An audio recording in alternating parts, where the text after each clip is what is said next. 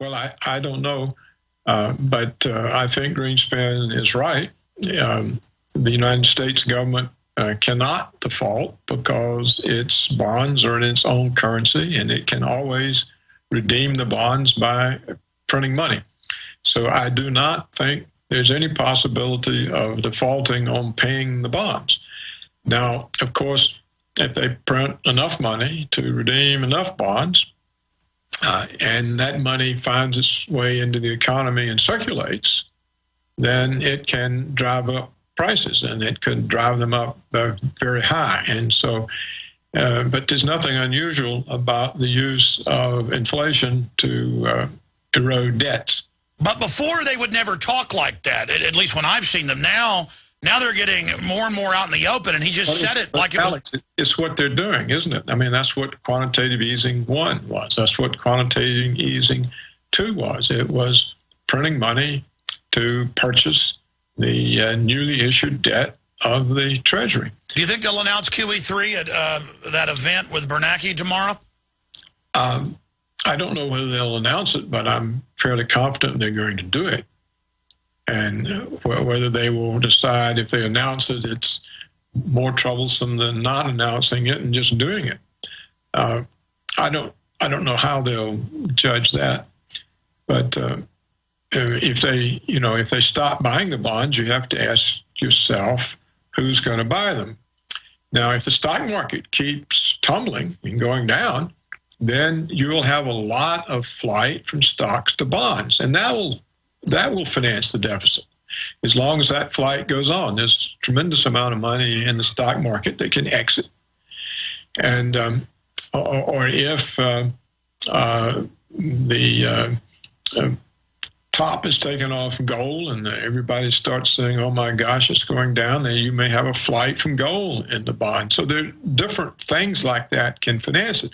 Or if they get the rumor established that the euro is going to collapse because of sovereign debt problems, then you'll have all the flight from Europe into bonds, to American bonds. So there are other ways that they can finance this, at least for several years. Sure, they're juggling. How long can the juggling last?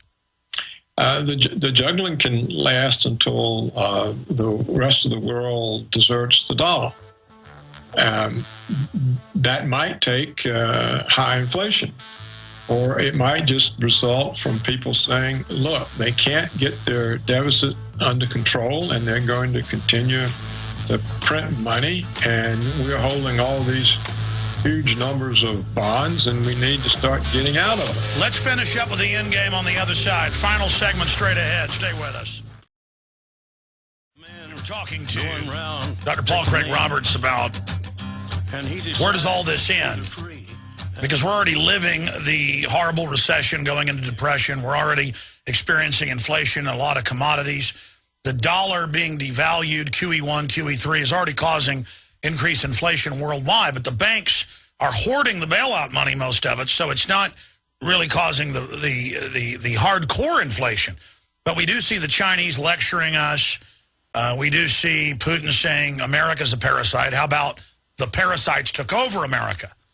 And I mean that's more like it. But I guess we are parasites at the end of the day if we let these parasites run us and control us. So Dr. Roberts, am I right in your view that we're really starting to get closer to the point of where it's almost a foregone conclusion that the dollar is going to die? The unthinkable is now thinkable. The only question is, how will that transition happen? I think that's right.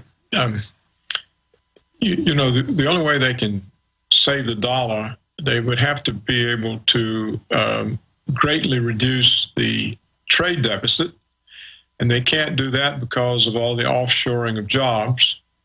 And to get the budget deficit under control, they would have to be able to stop the wars and dramatically cut the defense budget.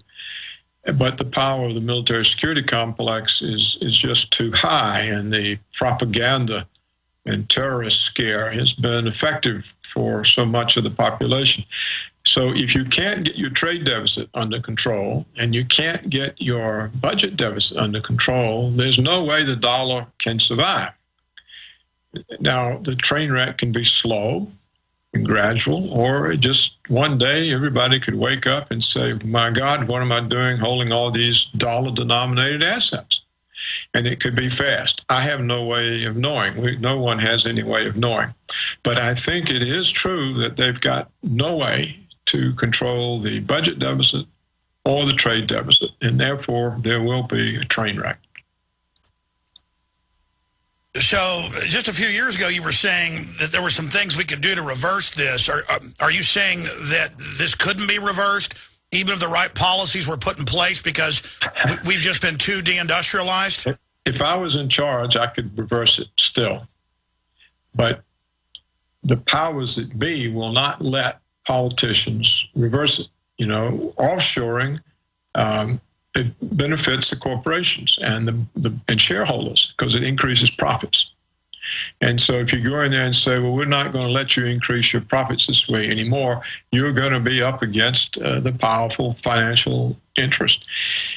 Similarly, if you say, okay, we've had enough of these wars, we can't afford them, they're undermining us, and so we're stopping the wars and we're cutting back defense, you'd be up against the military security complex. Yeah, they'll just send hitmen to kill a few people to scare Congress, or they'll blow up a new building and say, guys with turbans did it, and everybody will fall down and worship them.